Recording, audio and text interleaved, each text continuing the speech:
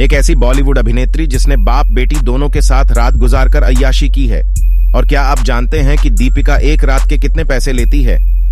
तो आइए जानते हैं दीपिका पादुकोण के कुछ ऐसे कांड के बारे में जिसे जानकर आप हैरान रह जाएंगे। दीपिका पादुकोण की एक्टिंग की बात की जाए तो दीपिका बहुत अच्छी एक्टिंग नहीं करती है और न ही दीपिका बहुत ज्यादा सुंदर है, लेकिन इसके बावजूद पूरे बॉलीवुड में इसे ऐसे रिएक्ट किया जाता है जैसे स्वर्ग से उतरी हुई कोई अप्सरा हो। दरअसल ये सारा गेम टीआरपी का है, कॉम्प्रोमाइज का है।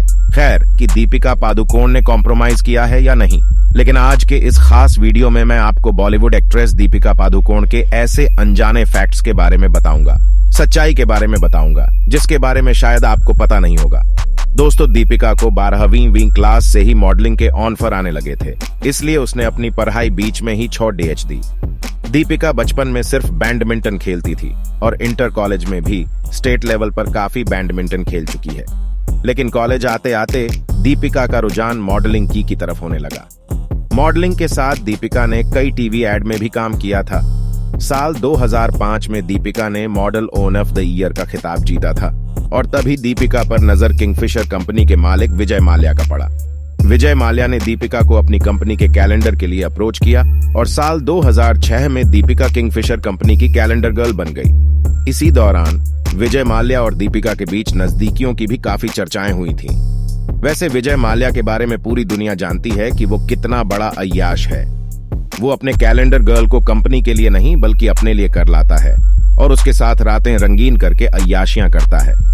दोस्तों, ये विजय माल्या की नजदीकियों का ही फायदा था कि साल 2006 में दीपिका किंगफिशर के कैलेंडर पर नजर आई और साल 2006 में ही दीपिका को अपनी पहली फिल्म ऐश्वर्या मिल गई, जो कि एक कन्नड़ मूवी थी। इसके बाद साल 2007 में विजय माल्या की मेहरबानी से बॉलीवुड में डेब्यू भी हो गया। फिल्म का नाम था ओम शांति ओम।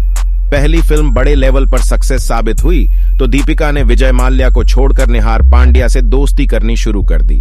धीरे धीरे निहार और दीपिका एक दूसरे को डेट करने लगे। निहार एक मुंबई बेस्ड मॉडल है और दीपिका के साथ ही मॉडलिंग भी करता था। हालांकि इन दोनों का रिश्ता ज्यादा लंबा नहीं चला और जल्दी टूट गया। दीपिका की पहली हिंदी फिल्म हिट हुई तो दीपिका रातों रात स्टार बन गई। इसके बाद दीपिका ने और कई बड़े बड़े बजट की फिल्मों में काम किया, जिससे बचना ए हसीनों, Chandni Chowk to China, love आजकल और हाउसफुल। इससे बचना ए हसीनों के दौरान दीपिका और रणबीर कपूर एक दूसरे के काफी ज्यादा करीब आ गए थे और ये दोनों एक दूसरे के प्यार में पड़ गए थे। दीपिका और रणबीर कपूर का प्यार सबसे ज्यादा चर्चित अफेयर्स में से एक है। हालांकि दोनों का अफेयर भी ज्यादा लंबे समय तक नहीं चला और 1.5 साल के बाद ही दोनों अलग हो गए थे। दीपिका के अफेयर्स की लिस्ट में निहार के बाद अगला नाम आया MS धोनी का, जो कि भारतीय क्रिकेट के पूर्व कप्तान है। MS धोनी और दीपिका के अफेयर की खबरें मीडिया में चल ही रही थीं कि तभी खबरें आने लगी कि दीपिका का अफेयर भारतीय क्रिकेट टीम के ऑलराउंडर युवराज सिंह से भी चल रहा है। कुछ रिपोर्ट के आधार पर यह भी कहा जाता है कि दीपिका धोनी और युवराज दोनों को एक ही समय पर एक साथ डेट कर रही थी।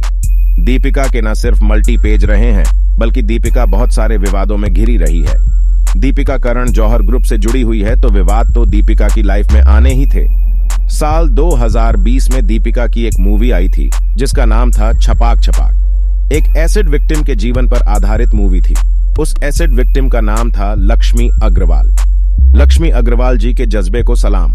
दोस्तों, फिल्म बनाने से पहले कहा गया था कि लक्ष्मी से फिल्म बनाने की परमिशन ले ली गई है और कहानी के बदले में लक्ष्मी को 13 लाख दे दिए गए हैं।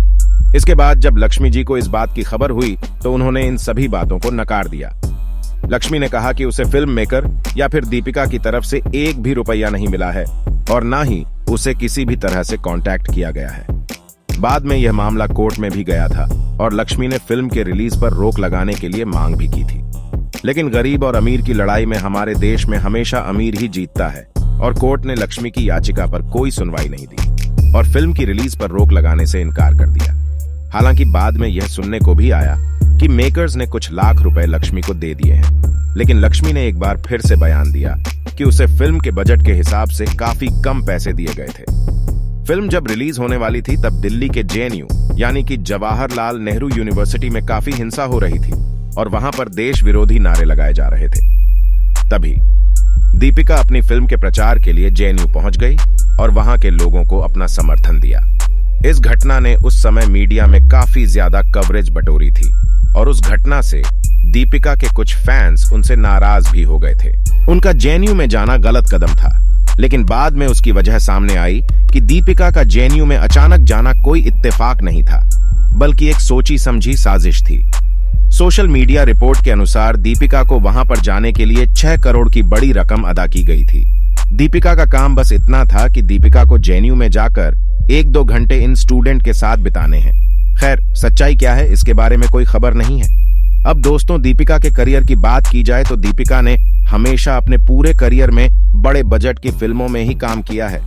न दीपिका बहुत ज्यादा बड़ी बेहतरीन एक्ट्रेस है और न ही बहुत ज्यादा खूबसूरत है। एक एवरेज एक्ट्रेस को हमेशा बड़े बजट की फिल्में क्यों दी जाती है, ये आप खुद सोच सकते हैं। बॉलीवुड में हमेशा एक रिकॉर्ड रहा है कि उसकी शादी के बाद उनका कैरियर गिर जाता है, लेकिन दीपिका और करीना कपूर के साथ ऐसा नहीं हुआ, जबकि दीपिका और करीना दोनों ही बेहतरीन अभिनेत्रियों में नहीं गिनी जाती है। इसके बावजूद इन्हें लगातार बड़ी बड़ी फिल्में मिलती रही हैं और वो भी लीड रोल में। दीपिका की रेस में धोनी और युवराज के बाद नंबर आया मुजम्मिल इब्राहिम का। मुजम्मिल एक मॉडल और एक्टर है। दोनों का अफेयर भी हालांकि बहुत ही कम समय के लिए था, लेकिन इन दोनों के अफेयर ने काफी सुर्खियां बटोरी थी। इसके बाद दीपिका का अफेयर चला विजय माल्या के बेटे सिद्धार्थ माल्या के साथ, जहां किसी समय पर दीपिका सिद्धार्थ माल्या के पिता विजय माल्या के साथ में न सिर्फ एंजॉय करती थी, बल्कि विजय माल्या की वजह से ही उसे फेयर में एंट्री मिली थी। वहीं साल 2010 में दीपिका ने विजय माल्या के बेटे से भी अफेयर करने में देर नहीं लगाई। बाप बेटे के साथ तो फिल्में कई एक्ट्रेसेस ने की है, लेकिन जो बाप बेटे की गर्लफ्रेंड रही, ऐसी शायद पहली यात्रा है। सिद्धार्थ माल्या के अफेयर के समय सिद्धार्थ के साथ में आईपीएल मैचों में ओपनली लिप लॉक करते भी दिखा जाया करती थी। उस समय इन दोनों का अफेयर काफी ज्यादा चर्चा में भी रहा था। सिद्धार्थ के साथ दीपिका का अफेयर चला टोटल 2 साल और खबर ये भी आ रही है कि दीपिका को सिद्धार्थ माल्या ने 12 करोड़ का घर गिफ्ट किया था। 2 साल के बाद दोनों अलग हुए हैं, तो दीपिका की मुलाकात हुई उपेन पटेल से। उपेन पटेल न सिर्फ एक मॉडल है, बल्कि एक एक्टर भी है।